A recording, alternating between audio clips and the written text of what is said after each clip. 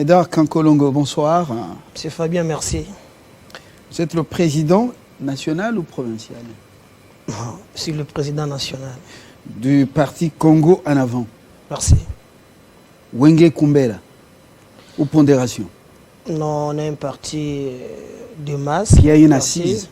Exactement, notre siège est sur l'avenue Songolo, le numéro 111 dans la ville. Non, qui a une assise populaire. Vous êtes déjà mais implanté. Exactement ici, à Lubumbashi, je venais d'écouter les Kassai orientales où j'ai fait à peu près 2 semaines. J'étais à Lubumbashi, nous fonctionnons, nous préparons pour gagner ces élections en 2023. Pendant qu'on était en train de vous placer le micro-cravate justement, avec Manix, on avait déjà un petit débat ici à l'interne qui n'était pas en direct.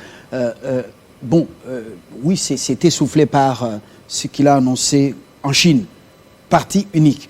Est-ce qu'on ne peut pas aller, au lieu de 1000 partis politiques, aller dans la logique de UDPS, AFDC, PPRD, MLC, UNC, les 5 ici, juste en créer un seul parti politique ou les fragmenter en deux. Les libéraux, ils ont des partis qui vont entrer là-bas, les sociaux-démocrates, des partis qui viennent entrer là-bas, et on a seulement peut-être 2 grandes forces politiques avec peut-être un centriste, la République insoumise, là, et puis voilà. Est-ce qu'on ne peut pas réfléchir comme ça? Je pense qu'on ne peut pas interdire les gens de réfléchir, M. Fabien, mais lorsque vous citez ces partis-là qui ont géré la République, je prends par exemple le PPRD et consorts, ils ont géré pendant 18 ans, et vous avez le résultat. Est-ce que vous pensez qu'aujourd'hui, nous pouvons, nous par exemple, au Congo, aller nous greffer au PPRD pour quel bilan? On dit toujours que c'est le fin qui justifie les moyens. Et nous pensons qu'on a créé ces partis, bien sûr, avec l'idée d'essai. Vous avez vu qu'on a regroupé des partis au sein des regroupements politiques. Par exemple, notre parti politique, nous faisons partie du regroupement politique AFDC allié. Je suis d'accord, mais pensez que les gens qui ont montré leurs limites, qui ont géré la République, aujourd'hui c'est l'IDPS, on a vécu avec le PALU. Vous avez en termes de bilan, en termes de résultats, regardez où se trouve le Congo aujourd'hui. Moi je pense que je ne suis pas partant pour cette idée. Voilà, ce n'est qu'un, comment on appelle, une proposition. Nous réfléchissons qui ne à haute voix. Nous réfléchissons à haute voix. Il y a du réalisme. Il y a du réalisme. Non, le réalisme, que les textes légaux et réglementaires soient d'abord soient rigoureusement conçus, légiférés et soient appliqués. Mais, lorsque vous, par exemple, le PPRD, vous dites qu'ils sont des gauches. Mais regardez la gestion. Reste à déplorer, monsieur Fabien. Donc, en fait, nous ne souffrons pas dans ce problème des lois ni des textes, non.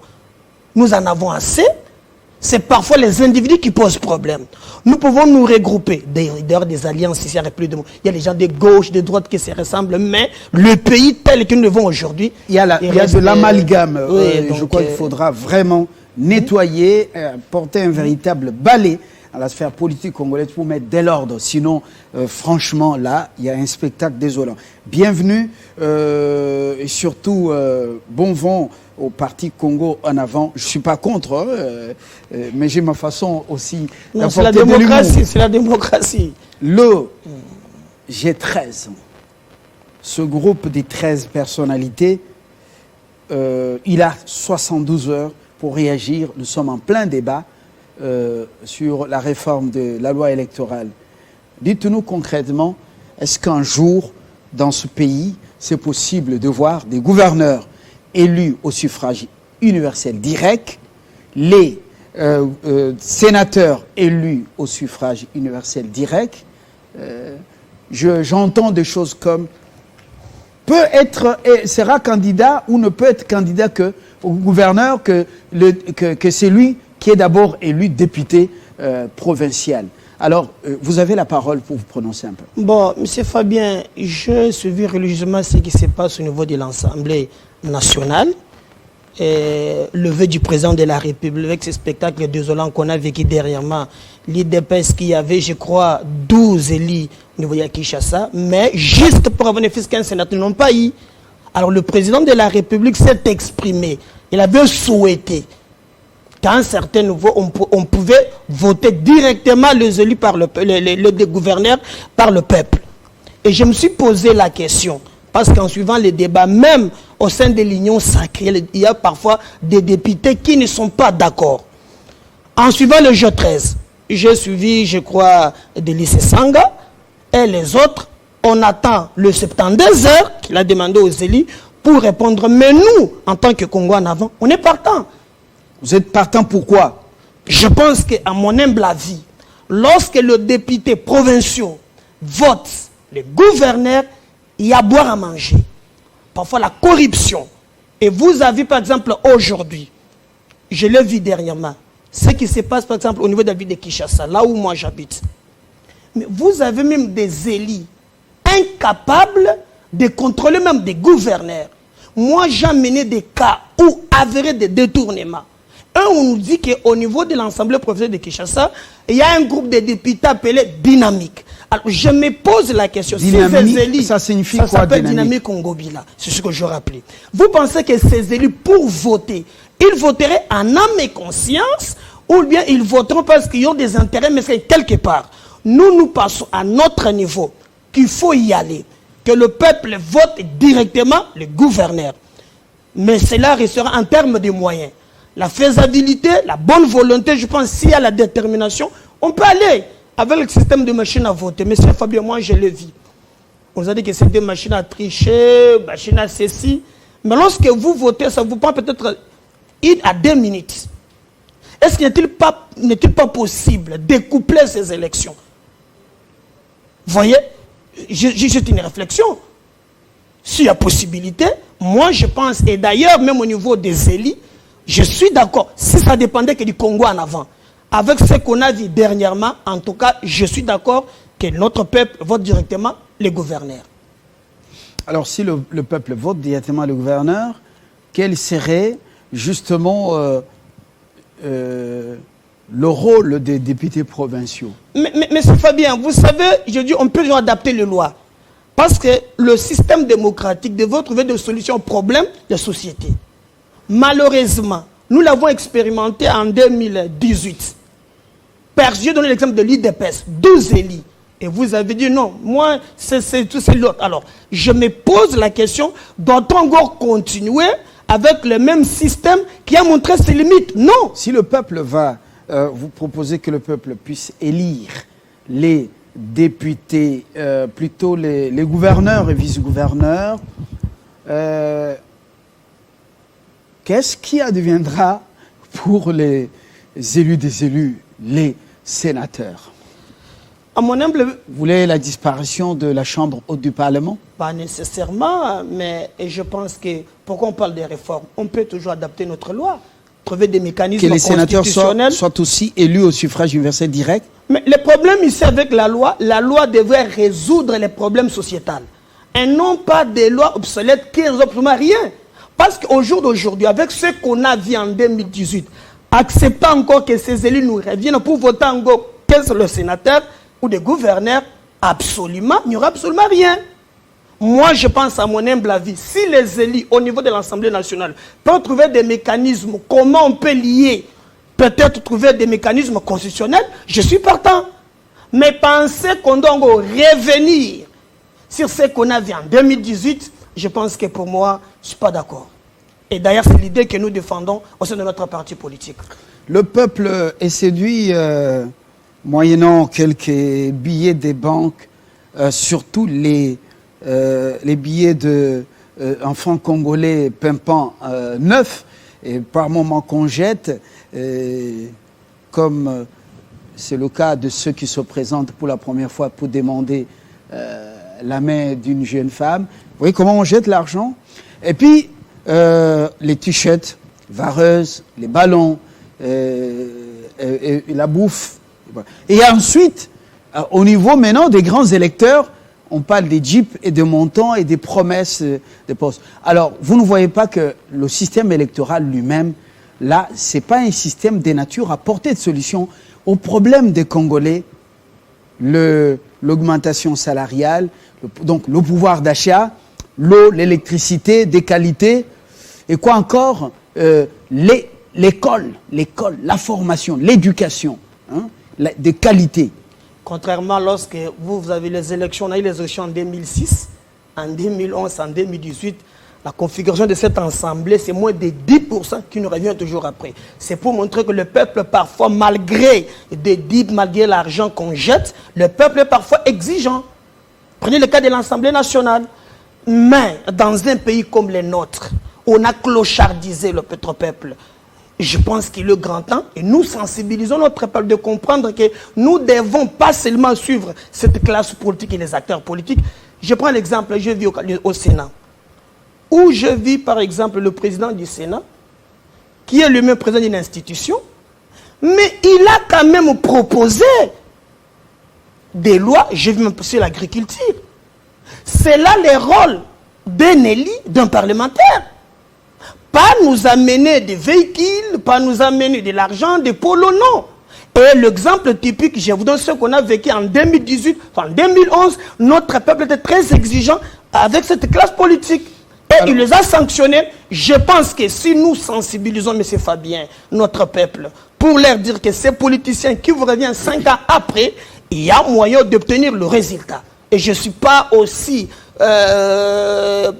aveugle de croire que notre peuple sera dérouté. Non, je pense qu'avec la sensibilisation, et Congo en avant, nous le faisons presque chaque jour, des matinées, des sensibilisations, nous disons à notre peuple de voter utile. Et alors, si nous allons voter un gouverneur, on va voter utile. Qu'est-ce que vous attendez justement après 72 heures concrètement du groupe des 13 personnalités? Mais nous pensons eux-mêmes, d'abord, la plupart sont des élus. Hein.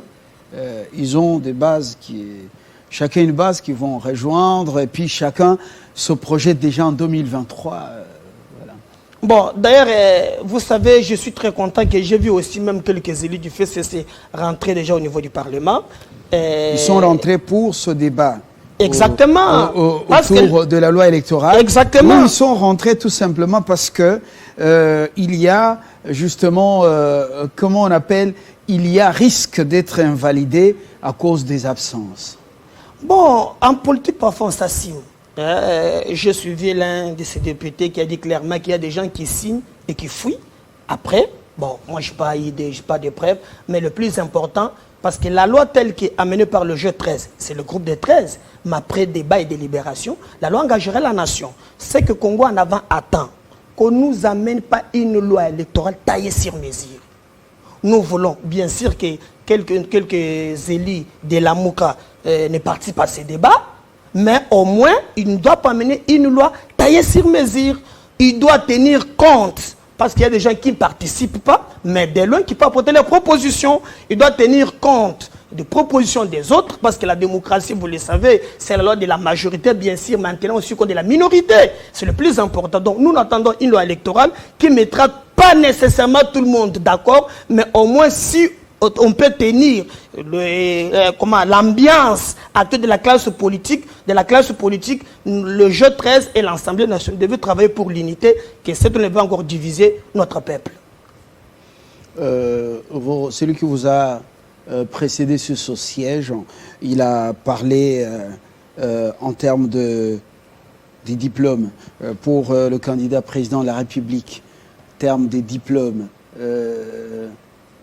Est-ce que c'est un critère qui tient la route quand on sait que dans ce pays, le problème n'est pas des diplômes, c'est celui de l'éthique? Bon, vous ne pouvez pas empêcher quelqu'un de réfléchir. D'ailleurs, pour diriger, il faut le minimum. Moi, je suis d'accord, il faut le minimum. Mais contrairement, M. Fabien, dans ces pays, le diplôme montrait leurs limites. Je prenais l'exemple des cas, j'ai vu les cas dernièrement avec le professeur Bati, je venais de vous le dire. Un jeu de ping-pong, il n'est pas professeur, il n'y a pas de diplôme, ceci, c'est là.